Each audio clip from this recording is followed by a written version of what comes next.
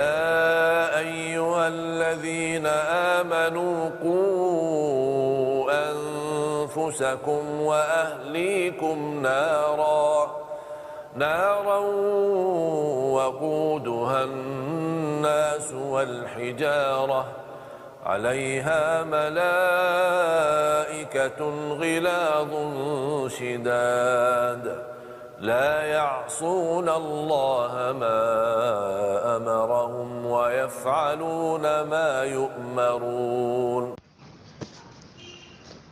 الحمد لله العزيز الحميد ذو العزة والجبروت ذو العرش المجيد الفعال لما يريد.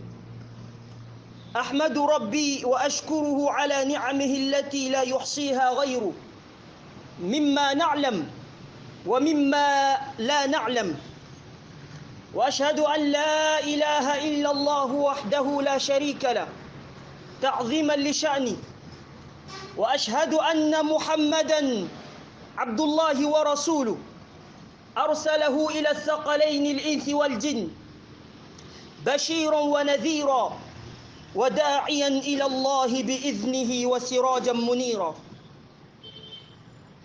بلغ الرسالة وأدى الأمانة ونصح الأمة وجاهد في الله حق جهاده، فصلوات الله وسلامه عليه وعلى آل بيته الطيبين الطاهرين وعلى أصحابه الغر الميامين وعلى التابعين ومن تبعهم بإحسان إلى يوم الدين.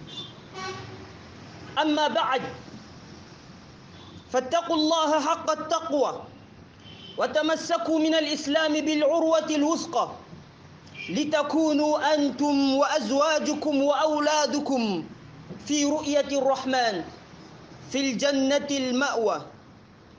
والذين يقولون ربنا هب لنا من أزواجنا وذرياتنا قرة أعين واجعلنا للمتقين إماما، أولئك يجزون الغرفة بما صبروا ويلقون فيها تحية وسلاما. عباد الله، أوصيكم في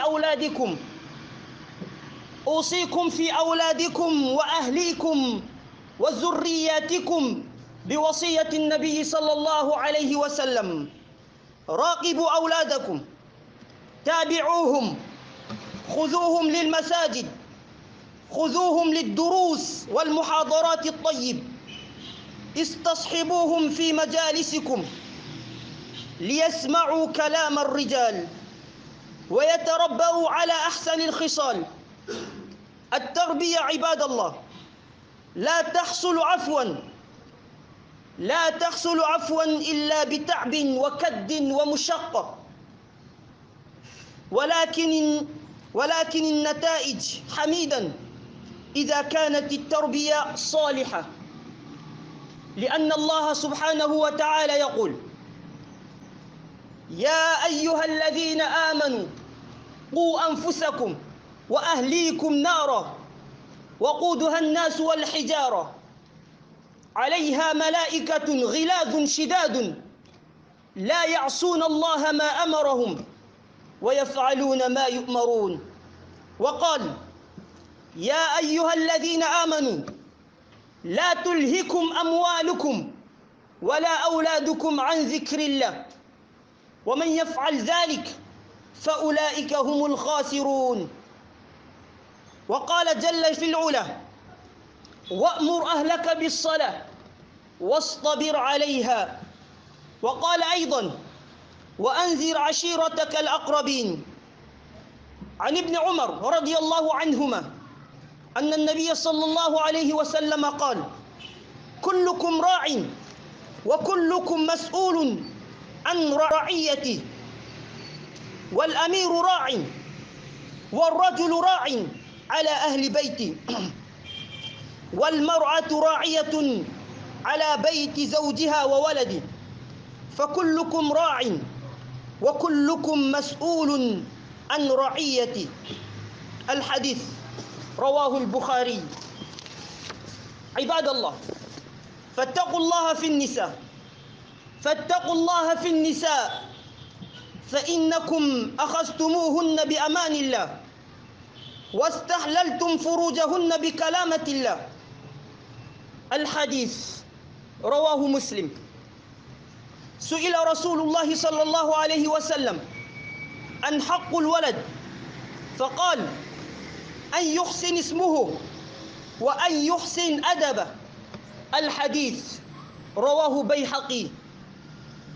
قال الله سبحانه وتعالى في لسان لقمان: وإذ قال لقمان لابنه وهو يعظه يا بني لا تشرك بالله إن الشرك لظلم عظيم.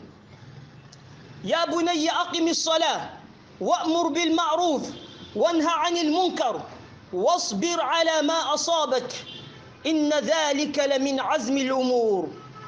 ولا تسعر خدك للناس ولا تمشي في الأرض مرحا إن الله لا يحب كل مختال فخور. وقصد في مشيك واغضض من صوتك إن أنكر الأصوات لصوت الحمير. أيها المسلمون تفقهوا قبل أن تسودوا.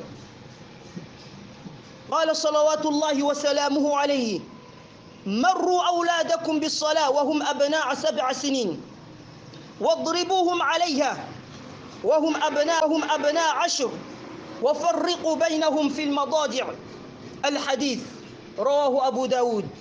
فاتقوا الله واعدلوا بين أولادكم كما تحبون أن يبروكم. بارك الله لي ولكم في القرآن والسنة ونفعني وإياكم بما فيه من الآيات والذكر الحكيم. قد قلت ما قلت إن ثوابا فمن الله وإن خطأ فمن نفسي والشيطان واستغفر الله إنه هو الغفور.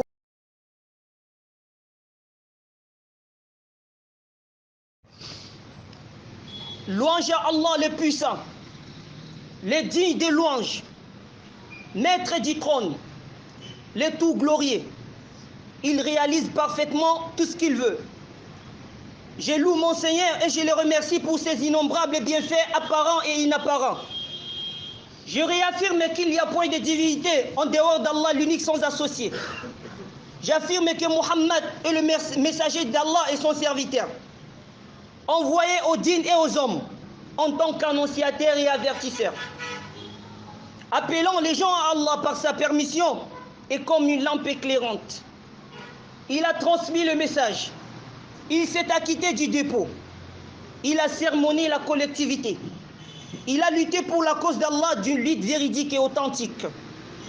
Que la salutation et la prière d'Allah soient sur sa noble personne, sur sa famille purifiée, sur ses honorables compagnons et suiveurs, jusqu'au jour de la résurrection.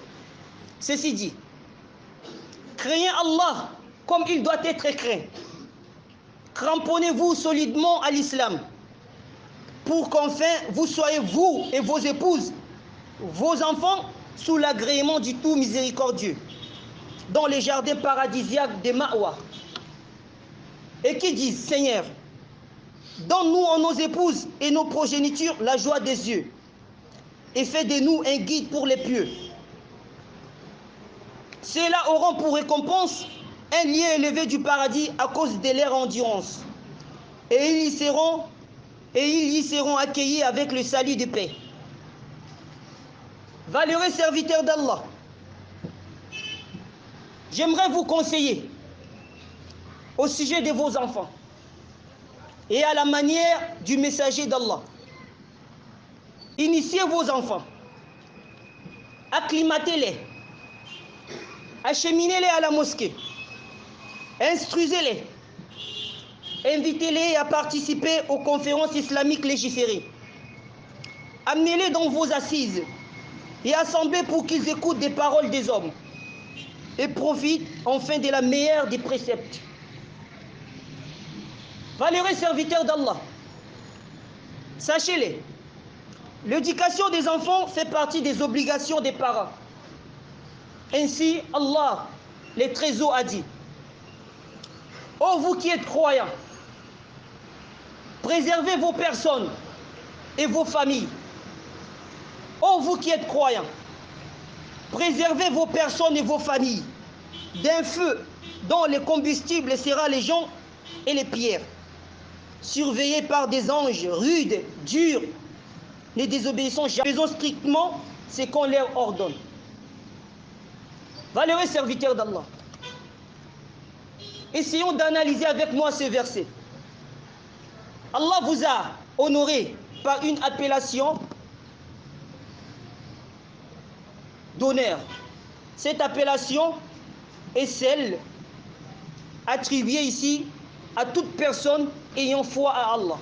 Il dit, vous qui avez la foi, commencez par vous protéger. Commencez par vous protéger et ensuite protégez vos enfants. De quoi? Du feu. Ce n'est pas le feu de Sebamon, ibadallah. C'est le feu de l'enfer. Et quand on parle du feu de l'enfer, l'esprit prenne à la légère. Parce qu'on ne peut pas estimer ici la différence qu'il y a. On ne peut pas estimer ici la différence qu'il y a entre le feu de Sebamon et le feu de l'enfer. Et Allah subhanahu wa ta'ala dit, regardez ce qui va allumer ce feu-là. Ce n'est pas le pétrole. Ce n'est pas le bois. Il dit le combustible. Ce qui va donner puissance à ce feu-là, ce sont les hommes et les pierres. C'est-à-dire quand on jette l'homme dans l'enfer, ça ne fait qu'augmenter, allumer le feu de l'enfer. Allah prévient ici. Et les gardiens de ce feu seront les anges, qui sont durs, qui sont rudes, qui sont tellement sévères, et qui ne désobéissent jamais à l'ordre d'Allah. Et ils font exactement ce qu'Allah leur ordonne. Dans un autre verset, Allah subhanahu wa ta'ala dit, ô vous qui êtes croyants, que ni vos biens, que ni vos enfants ne vous distraient pas du rappel d'Allah. Et quiconque fait cela, alors, ceux-là seront des perdants. Aujourd'hui, dans la communauté de l'islam, nous le disons bien sûr avec regret, que les biens, les enfants, les parures, ont fait oublier le serviteur d'Allah du but de son existence. Et Allah a confirmé, tout celui qui oublie Allah à cause de ses biens, à cause de ses enfants, de sa richesse, de ses enfants, de sa richesse, alors cette personne fait partie des perdants. Quand Allah subhanahu wa ta'ala nous a dit, n'acceptez pas que vos enfants vous distraient du rappel d'Allah. Et un peu plus en haut, il dit, protégez, préservez, sauvez vos enfants du feu. C'est-à-dire, donnez-leur une éducation islamique. Autonomisez-les. Et il dit, ordonne à ta famille d'accomplir la prière as-salat. Ça fait partie de l'éducation islamique, d'ordonner à sa famille, à ses enfants, à tous ceux qui sont sous sa responsabilité de pratiquer la prière as-salat. Et dans un autre verset, Allah subhanahu wa ta'ala dit, et avertit les gens qui te sont les plus proches. C'est toujours la famille. C'est toujours la famille. Dans les hadiths d'Ibn Umar, Abdullah ibn Umar, qu'Allah les agrée tous deux, hadith rapporté par l'imam Bukhari, le messager d'Allah, que la prière et la bénédiction d'Allah soient sur lui, a dit, chacun de vous est un berger et chacun de vous est responsable de son troupeau. Le dirigeant est un berger. L'homme est un berger pour les gens de sa maison. La femme est une bergère pour la maison de son époux et pour ses enfants. Ainsi chacun d'entre vous était berger et chacun d'entre vous sera interrogé concernant son troupeau. Analysons une fois de plus, très chers valeureux bien-aimés, ces hadiths. Ça veut dire, alors si il ne s'acquitte pas de sa responsabilité, de son devoir, non pas seulement il sera interrogé, il sera aussi châtié. Parce que s'il accomplit parfaitement son devoir, il sera récompensé. Et s'il n'accomplit pas son devoir, sa mission, il sera châtié. Je ne suis pas en train de dire ce hadith pour mettre seulement la responsabilité sur les parents. Quand les parents font de leur mieux en donnant une éducation islamique, une éducation légiférée à leurs parents, à leurs enfants, il ne faut pas que les enfants disent que c'est votre devoir. C'est vice-versa. Les parents ont des devoirs, les enfants également ont des devoirs. Donc, s'il arrive à ce que les parents font leurs devoirs envers leurs enfants et que les enfants ne font pas leurs devoirs, la faute sera sur les enfants. Valeureux serviteurs d'Allah, n'oubliez pas de craindre Allah dans vos rapports avec les femmes, avec vos épouses. Vous les épousez avec la garantie d'Allah. Et vous vous permettez d'avoir des rapports intimes avec elles grâce à la parole d'Allah. Ceci est un hadith du prophète Mohammed sallallahu alayhi wa sallam. C'est un ordre prophétique. Et qui dit ordre prophétique veut dire tout simplement ordre divin. Craignez Allah dans vos rapports avec les femmes. Parce que si aujourd'hui vous choisissez des femmes légiférées, c'est-à-dire des critères que l'islam a tracés pour choisir une femme, sûrement vous aurez des enfants bien éduqués. Parce que c'est la femme qui éduque à la maison. Le messager d'Allah a été questionné concernant les droits de l'enfant sur ses parents. Il a dit, les droits de l'enfant et qu'on lui donne un bon nom et une bonne éducation. Hadith rapporté par Bayhaqi. Ça dit, les parents ont des devoirs.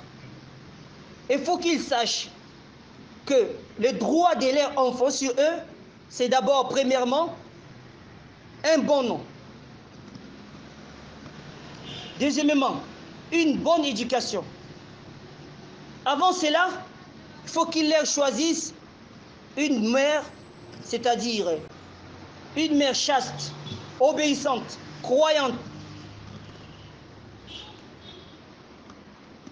Dans la parole parfaite d'Allah, Luqman le sage a moralisé, a conseillé son fils en ces termes. Il a dit, et lorsque Luqman dit à son fils, en l'exhortant, oh mon fils, ne donne pas d'associé à Allah, car l'association à Allah est vraiment une injustice énorme. Regardez l'éducation que Luqman a donnée à son fils. C'est-à-dire, pour donner une éducation, il faut commencer à enseigner à l'enfant le tawhid, l'unicité d'Allah. Pardonnez-moi, combien aujourd'hui ces parents-là qui commencent à enseigner à leurs enfants l'unicité d'Allah at-tawhid, ou qui les envoient dans une école islamique à apprendre l'unicité d'Allah at-tawhid. L'unicité d'Allah at-tawhid. On leur apprend à aller à l'école. Je ne dis pas que c'est mauvais. On leur apprend à aller à l'anniversaire. C'est une innovation. On leur apprend à aller offrir des cadeaux aux amis de leurs parents. On leur apprend à regarder les séries. Pourquoi on ne leur apprend pas à tawhid? Ça, c'est la base de l'éducation. Luqman avait commencé d'abord la première éducation à son fils, fait at-tawhid, connaître Allah. Parce que c'est le but de tout un chacun. De tout celui qui affirme qu'il n'y a point de divinité en dehors d'Allah. At-tawhid. Il dit à son fils, n'accepte jamais de donner, car le plus grand péché, le sommet des péchés, c'est l'association. Ash-shirku billah. Et nous savons tous que celui qui meurt sur Ash-shirk sans se repentir, lui, sa place sera dans le feu. Éternellement. Pas de retour. Combien de fois les enfants rentrent à la maison en chantant leurs chansons de l'église? Nous, on ne dit rien. On les même encourage à apprendre, à faire. Où est notre responsabilité? Le deuxième conseil que Luqman avait donné à son fils, il lui dit, ô mon enfant, accomplis la prière, as-salat. Commande le convenable, interdis le blâmable et endure ce qui t'arrive avec patience. Telle est la résolution à prendre dans toute entreprise. Il a commencé après à Tawhid, l'unicité d'Allah. Il a énuméré à son fils la prière, as-salat. La chose la plus importante après l'unicité d'Allah. Combien aujourd'hui apprennent à leurs enfants à venir à la mosquée? Rare. On préfère réveiller nos enfants pour l'école et on les laisse dormir pour la prière de Fajr. Et ça ne nous gêne pas. On pense que on les envoyant à l'école, un peu partout, apprendre des métiers. Je ne dis pas que c'est mauvais. C'est bon, c'est fini. Nous avons oublié que le fait pour les protéger, c'est-à-dire la protection, c'est de leur enseigner, commencer par leur enseigner l'islam. Envoyez-les à la mosquée la prière. La prière. Et il dit, après la prière, comment le convenable? C'est-à-dire, il faut enseigner à vos enfants ce qui est convenable, ce qui est bon, ce qui est parfait, ce qui est excellent. Et interdire le blâmable. Aujourd'hui, combien de fois, quand on voit dans des maisons musulmanes des choses blâmables, les parents ne parlent pas. Moi-même, je n'arrive pas à analyser, à comprendre pourquoi. C'est la baisse de foi ou c'est la peur des enfants, je ne sais pas. Et apprenez également à vos enfants la patience, l'endurance. Parce que s'il n'y a pas la patience dans une affaire, et il a dit à son fils, et ne détourne pas ton visage des hommes, et ne foule pas la terre avec arrogance. Ça dit, ne manque pas de respect aux personnes, à autrui. Nous, on pense que le fait que l'enfant insulte, ou critique, ou provoque, ce n'est pas un problème. Et surtout, on va dire c'est un enfant. Or, qu'on doit apprendre l'humilité aux enfants. L'humilité aux enfants.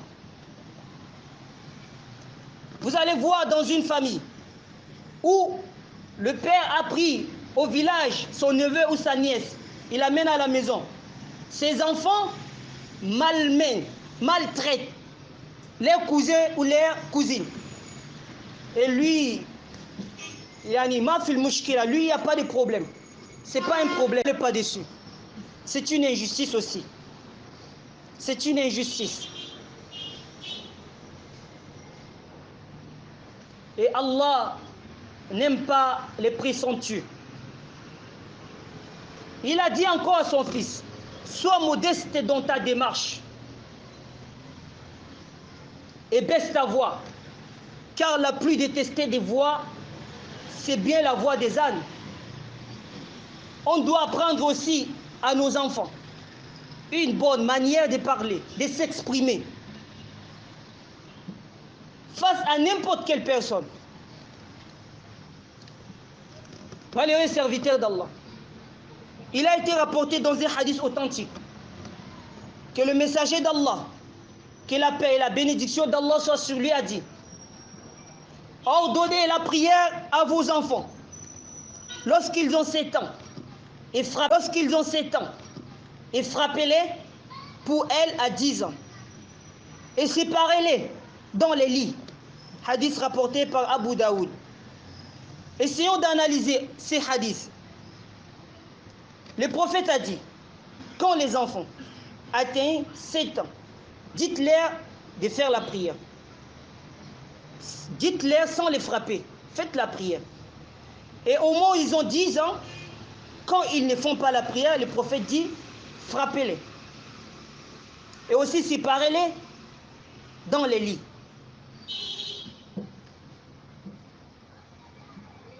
Mais si nous avons appliqué comme il fallait ces hadiths, vous allez voir, on ne va même pas frapper les enfants à l'âge de 10 ans.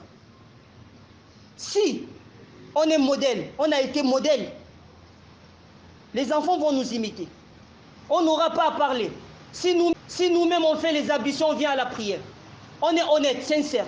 Il n'y a pas encore à dire. Il n'y a rien à dire aux enfants. Mais si on est malhonnête, jamais, ils ne vont jamais nous suivre. On va seulement les frapper à 10 ans. Et à un moment, on va se battre seulement. Il n'y aura plus ça.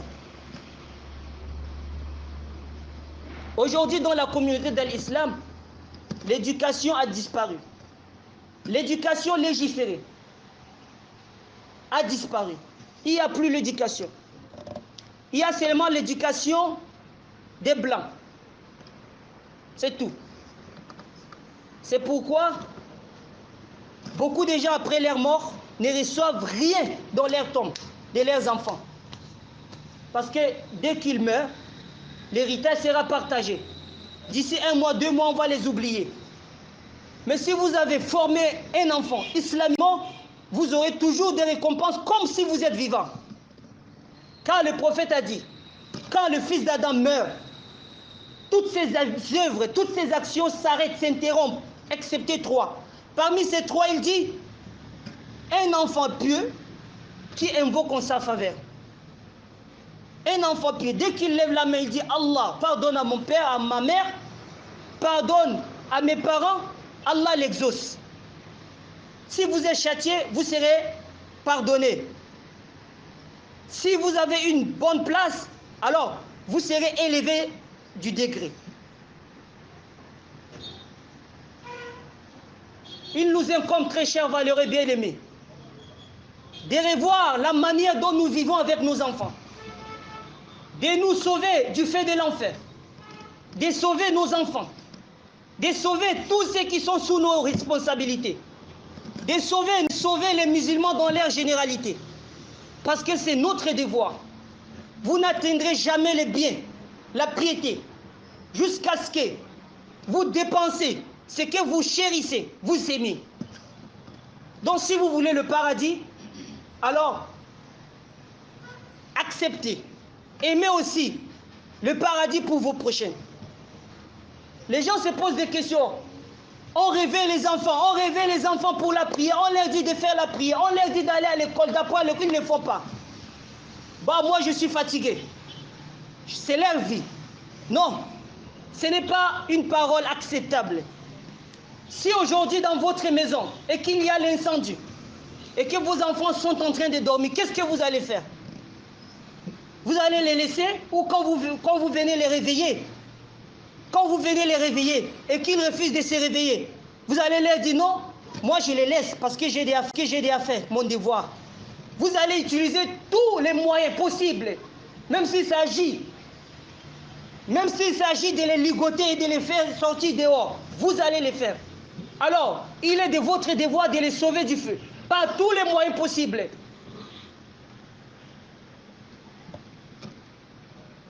J'implore Allah subhanahu wa ta'ala de nous faciliter l'éducation.